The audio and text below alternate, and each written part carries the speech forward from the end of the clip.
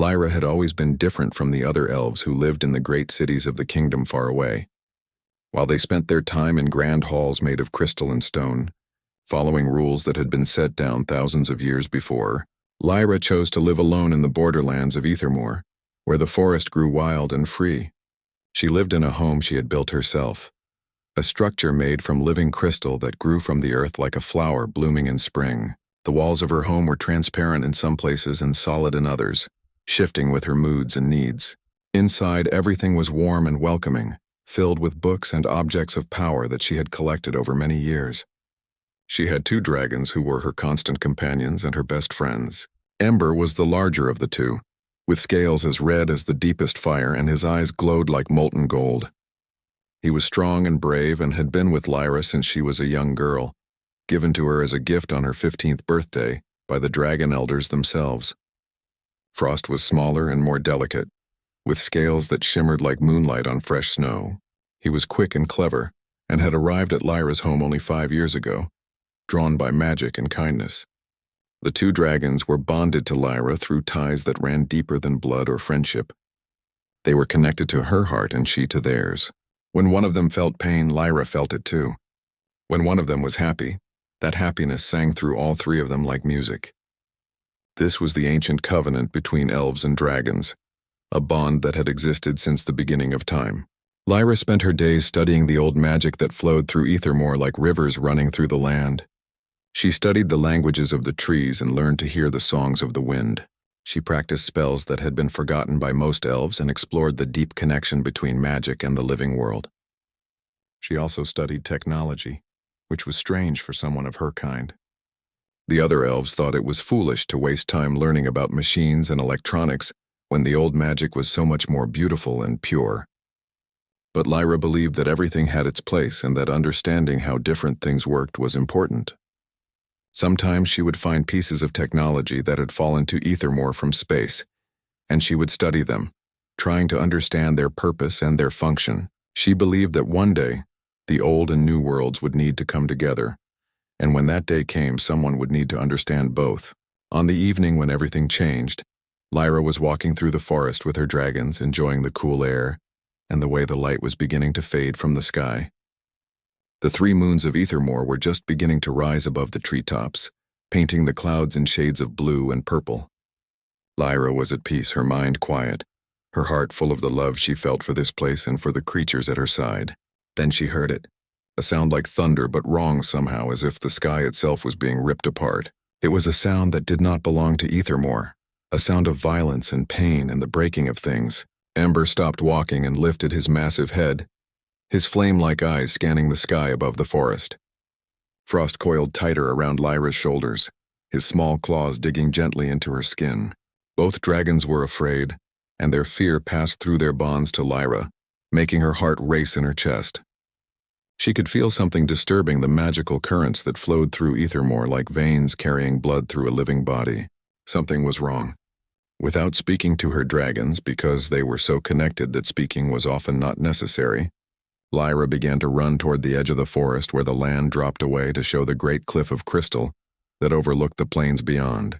Her dragons flew beside her, their wings beating powerfully through the air, their senses alert to every change in the world around them. As they ran and flew, the sound grew louder, and the disturbance in the magic grew stronger. Lyra could feel it now like a wound opening in the fabric of reality. Whatever was coming, it was huge and powerful, and it was not from Ethermoor. When they reached the cliff edge, Lyra saw it immediately. A massive ship was falling from the clouds, its hull glowing with blue energy, its engines screaming as it tore through the atmosphere. The vessel was unlike anything Lyra had ever seen before, even in all her studies of technology. It was sleek and brutal-looking, covered in weapons that glowed with lethal power. It was clearly a ship designed for war, for destruction, for violence. As Lyra watched, the ship was still firing its weapons even as it fell, even though there was clearly nothing to fire at.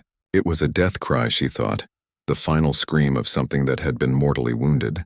The ship descended lower and lower, and Lyra could see that its trajectory would take it deep into the forest, far from any city or settlement where it might hurt innocent people. That was something, at least. The impact when it finally hit the ground shook the earth beneath Lyra's feet so strongly that she nearly fell to her knees. A massive plume of dust and fire and debris shot up into the night sky, and a wind swept across the cliff that smelled of burning metal and strange chemicals that hurt to breathe. The sky lit up like daytime, and for a moment Lyra could see everything, the entire forest illuminated by the light of the crash. Then darkness returned, but the fires continued to burn where the ship had fallen, red and orange flames dancing against the night. Lyra's dragons pressed against her, their fear obvious and real. Ember was making a sound in his throat that was almost like whimpering, and Frost had his head tucked down low, trying to make himself as small as possible. But Lyra felt something different than fear. She felt curiosity. She felt a pull toward the crash site, a sense that this was important, that something she was supposed to do was waiting for her in those burning ruins. She looked at her dragons and saw the same question in their eyes that she was asking herself. What was this thing that had fallen from the sky?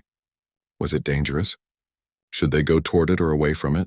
Lyra took a deep breath of the cool night air and made her decision.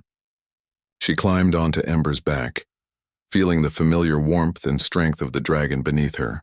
She wrapped her hands around the ridge of bone that ran down Ember's spine, and Frost coiled around her arm, his silver scales cool against her skin. Without speaking, but with complete understanding that came from their deep bond, the three of them began to move toward the crash site.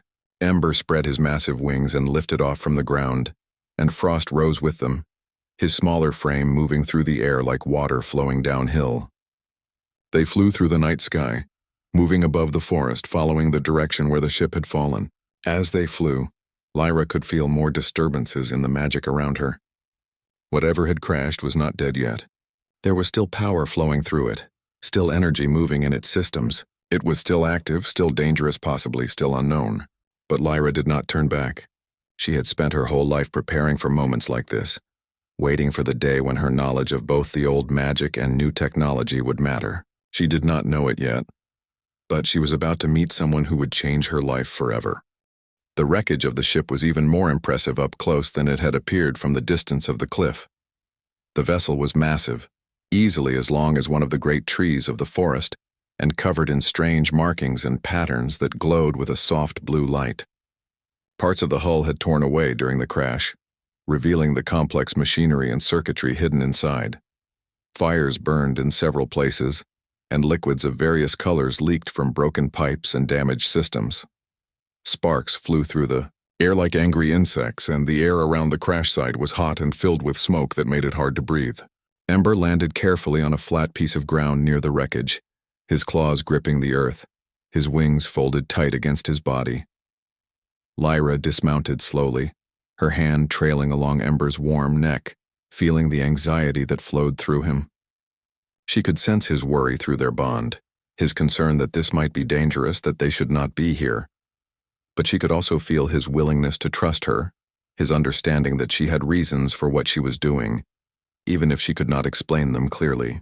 Frost remained coiled around her shoulders, his weight warm and familiar, his eyes scanning the wreckage for any signs of movement or threat. Lyra called out in the common tongue, her voice strong and clear, trying to sound peaceful and non-threatening. She did not know if there was anyone still alive inside the ship, but if there was, she wanted them to know that she meant no harm. She said that she was here to help, that she wanted to offer aid if anyone had survived the crash. For a long moment, there was no response. The only sounds were the crackling of the fires and the groaning of the damaged ship as it settled into the earth. Then there was movement. Metal twisted and screamed as something heavy pushed from the inside of the wreckage toward the outside. A section of the hull that had been bent and twisted suddenly burst outward, and a figure emerged from the smoke and dust. She was the most impressive being that Lyra had ever seen. She was tall, easily taller than Lyra by a head and shoulders, and her body was lean and powerful, built for combat and speed. Her skin was as dark as the void between stars, a deep black that seemed to absorb light rather than reflect it. Her eyes were the most striking thing about her, though. They burned with an intensity that was almost unbearable to look at directly, glowing with a golden light that seemed to come from deep within her. She was wearing armor that covered most of her body, armor that was made of some material that Lyra could not identify, something that was both harder than any metal and somehow also seemed to shift and flow. The armor crackled with energy, blue, light dancing across its surface like electricity running through water. Weapons hung from the warriors' sides. Weapons unlike anything that Lyra had ever seen. They glowed with an ominous red light, and looked so deadly that Lyra's breath caught in her throat just looking at them. This was clearly a being of war, someone trained and built for violence and destruction. Every movement she made was precise and controlled, the movements of someone who had trained extensively in combat. The warrior's eyes fell on Lyra and her dragons, and her hand immediately moved to one of her weapons. Lyra's heart jumped into her throat and began beating faster. She had made a mistake, she thought. She should have stayed away from the crash site. This was a warrior, and warriors were trained to see any threat as something to be eliminated. The alien woman was moving with speed that was almost impossible to follow, her hand gripping her weapon, energy beginning to glow along its length. She was going to fire. Lyra knew it with absolute certainty, and then Frost moved. The silver dragon reacted in an instant, his reflexes honed by years of training and practice. He released a burst of crystalline ice directly at the incoming energy bolt, creating a barrier of frozen magic between the weapon's blast and Lyra and Ember. The energy bolt hit the ice barrier and shattered into millions of harmless fragments that fell to the ground like rain made of light. The warrior paused.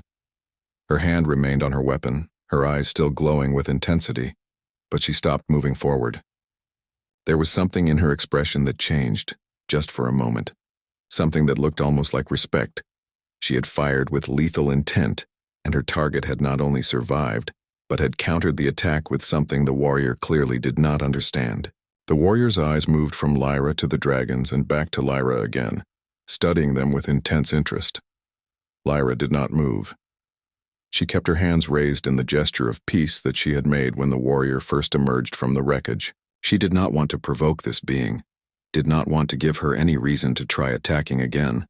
She spoke in a soft voice, using the common tongue again, but also mixing in some of the older languages of magic, hoping that some part of the warrior's being might understand the intent behind her words, even if not the exact words themselves. She said that she was not an enemy, that she wanted to help, that she and her dragons meant no harm. She said that they had come to this place because they had felt the disturbance in the world when the ship crashed, and they wanted to make sure that anyone who had survived would be okay. The warrior lowered her weapon slowly. It was a gradual movement, careful and deliberate, as if she was considering what she was doing with every movement. Finally, the weapon was lowered completely and held at her side instead of aimed at Lyra and her companions. Then the warrior reached up and removed her helmet, revealing the face underneath. Lyra had not expected this. The warrior's face was beautiful, with high cheekbones and a strong jaw, and features that were both elegant and fierce. Her dark skin was marked with scars, lines that spoke of battles fought and survived. Her eyes, now that she had removed the helmet, were even more striking than before. They burned with intelligence and something else that Lyra could not quite identify. Was it pain? Was it sadness? Was it something else entirely? The warrior was breathing hard, her chest rising and falling as she processed what had happened. She had crashed on an unknown world, and instead of finding beings to conquer or enemies to fight, she had found someone offering help. The warrior looked at Lyra for a long moment, and Lyra looked back, and in that moment, something passed between them. It was not an understanding exactly, not yet. It was more like a recognition, a sense that these two beings from different worlds had something important to share with each other if they could just find a way to communicate. Without speaking, Lyra took a slow step forward. The warrior did not move away or reach for her weapon again. Instead, she simply watched as Lyra approached, her eyes never leaving Lyra's face. When Lyra was close enough to touch her, the warrior did something unexpected. She reached out her hand, palm facing upward in what Lyra recognized as a gesture of surrender or trust, or perhaps both at the same time. Lyra placed her own hand in the warrior's hand, and the moment their skin touched, both of them felt something spark between them. It was like lightning passing through the air, like two pieces of a puzzle finally coming together. And in that moment, standing in the ruins of a ship that had fallen from the stars, two beings from different worlds made a connection that would change both of their lives forever. The journey back to Lyra's crystal home took only minutes by dragonflight, but it felt much longer to both Lyra and the warrior. Kestra, as she introduced herself through careful pantomime and slowly spoken words, sat on Ember's back behind Lyra, her arms wrapped uncertainly around the elf's waist. She had never flown before, not like this, not on the back of a living creature. The sensation was overwhelming, the wind rushing past her face, the world falling away beneath them, the sky opening up above them in all directions. But there was also something exhilarating about it, something that made her feel more alive than she had felt in years. Frost flew alongside them, his smaller form darting and weaving through the air, his silver scales catching the light of the three moons. The forest below them was vast and ancient, stretching out in all directions until it met the distant mountains on the horizon. Lyra pointed to various places as they flew, naming them in the old language and in the common tongue, trying to help Kestra understand the geography and the history of this world. She showed her the singing grove where the ancient trees whispered the songs of ages past. She showed her the crystal falls where water poured down into pools of such perfect clarity that looking into them was like looking through windows into other worlds. She showed her the heart of the forest where the oldest magic of Ethermore was centered, a place so powerful that only the most skilled magic users could approach it without being overwhelmed. As they flew, Lyra could feel Kestra's amazement through the way the warrior held onto her, through the gasps of breath that were torn from her by the wind and the strangeness of everything around her.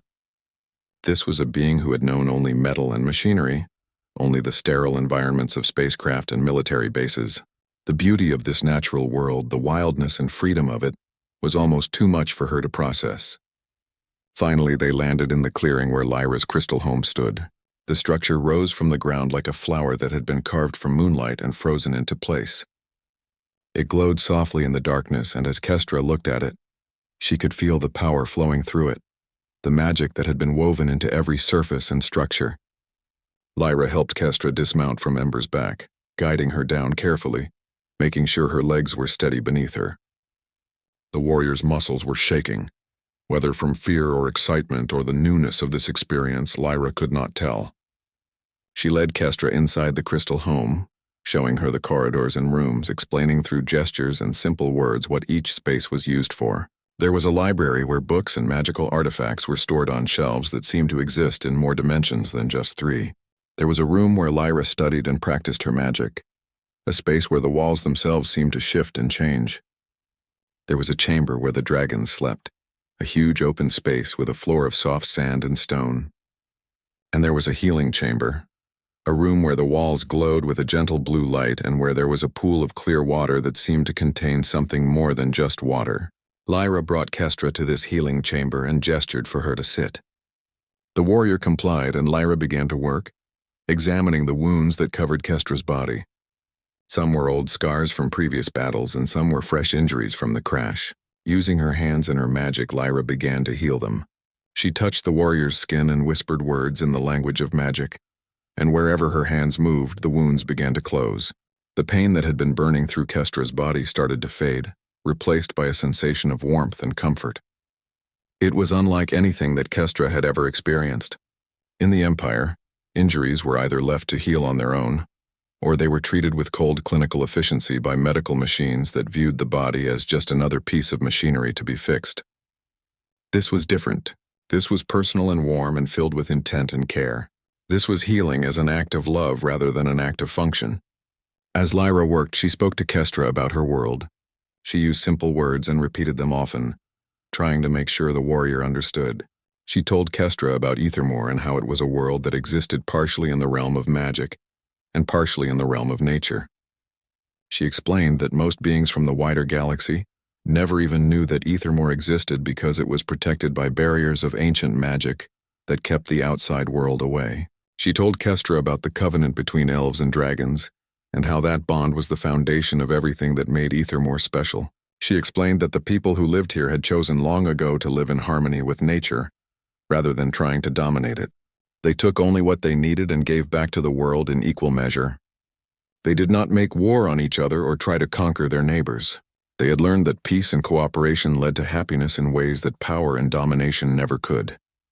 Kestra listened to all of this with intense focus, her mind working to understand not just the words that Lyra was speaking, But the concepts behind those words, this was so different from everything she had been taught. In the Empire, the strong dominated the weak. Resources were seized by force. Territory was conquered through military might. The goal of every being was to accumulate power and status and wealth. The idea that a species would choose to live simply and peacefully, and without constant warfare, seemed almost impossible to Kestra. And yet, looking at Lyra, looking at her crystal home, feeling the warmth and beauty of this place, some part of Kestra believed. Some part of her wanted to believe that another way was possible. When Lyra finished healing her wounds, she gave Kestra food and drink. The meal was simple but delicious.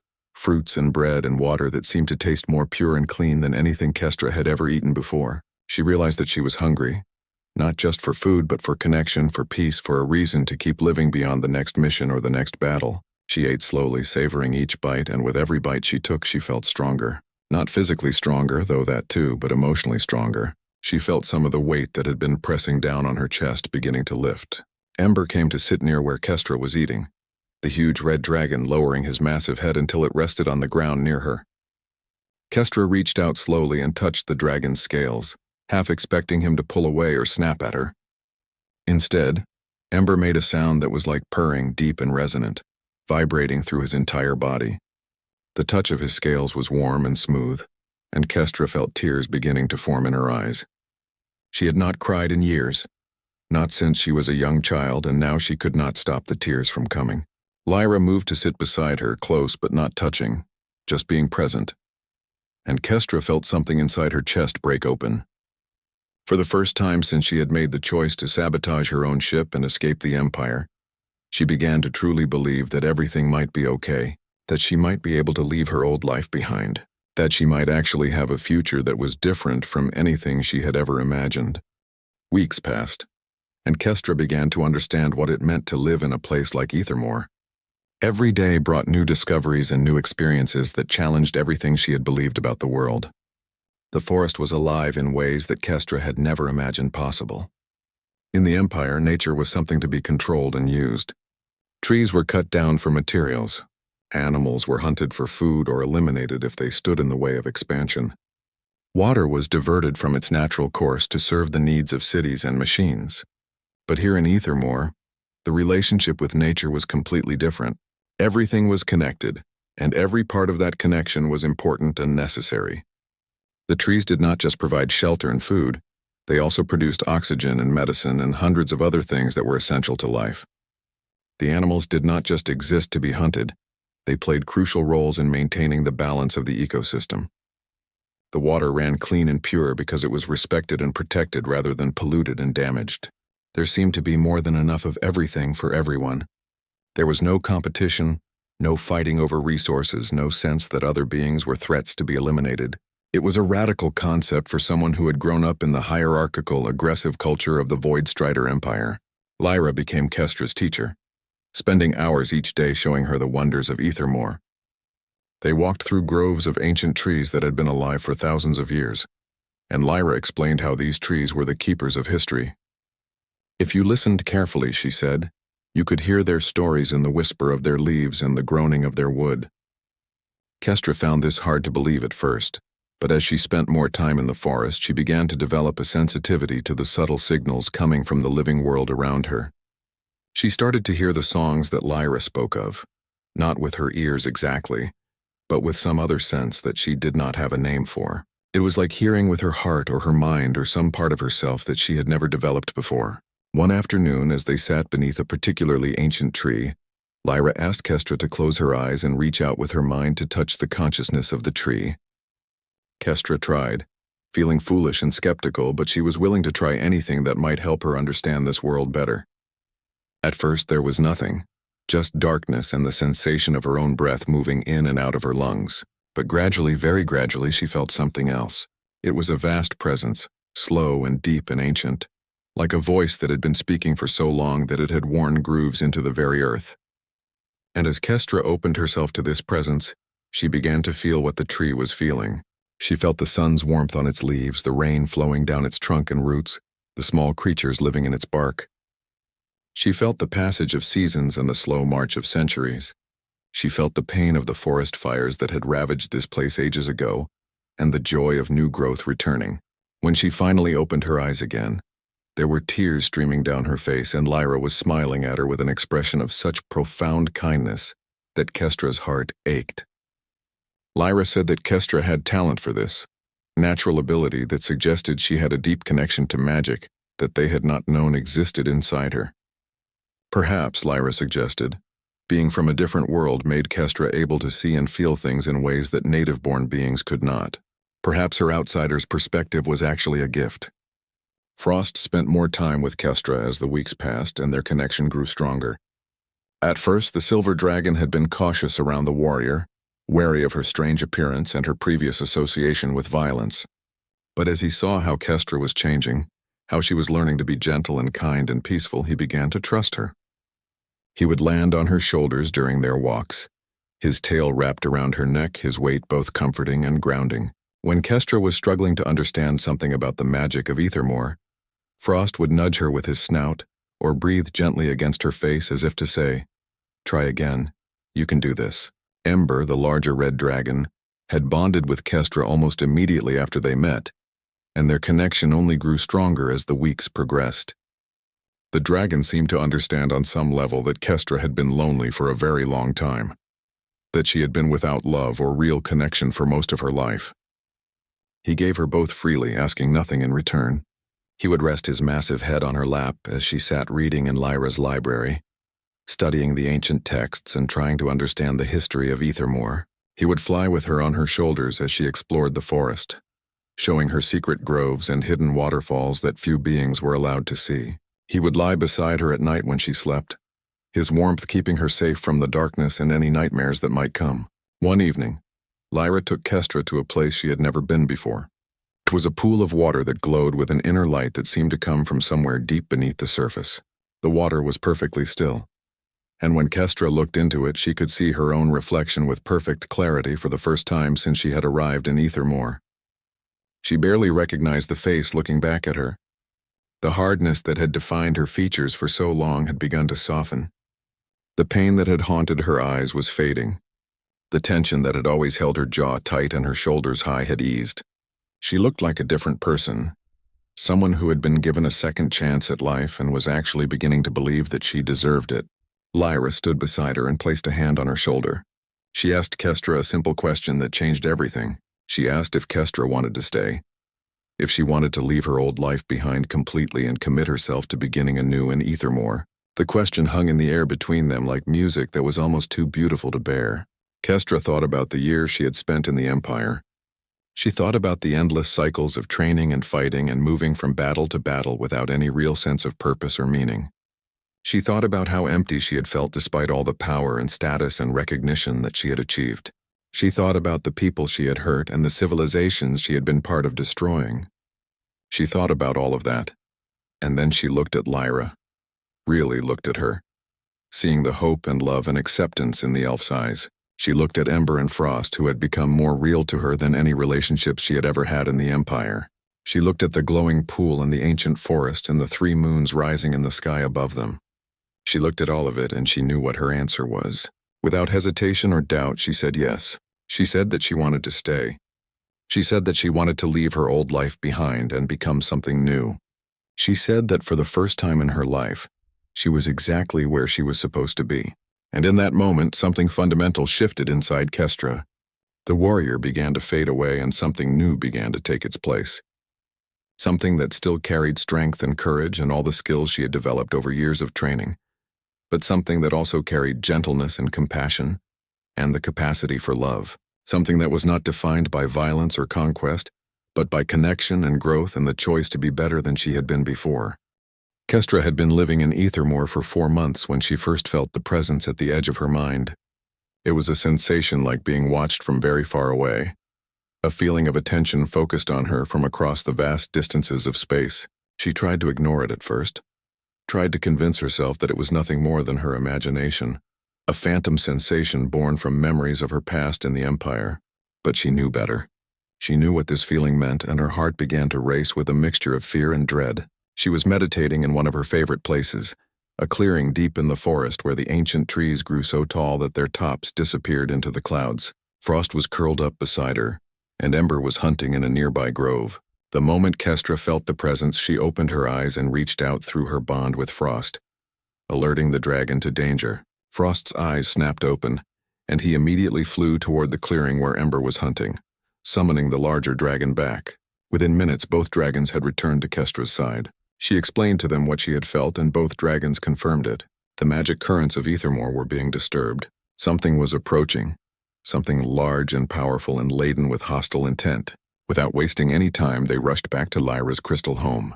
Kestra found the elf woman in her library, studying ancient texts, trying to find knowledge about older magic that might be useful.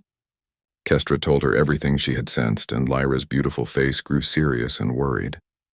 She said that she had felt the disturbance too, but she had hoped she was mistaken. She had hoped that Kestra's pursuers would not find her this quickly, or would not care enough to pursue her across such vast distances. But deep down, Lyra had always known that this might happen.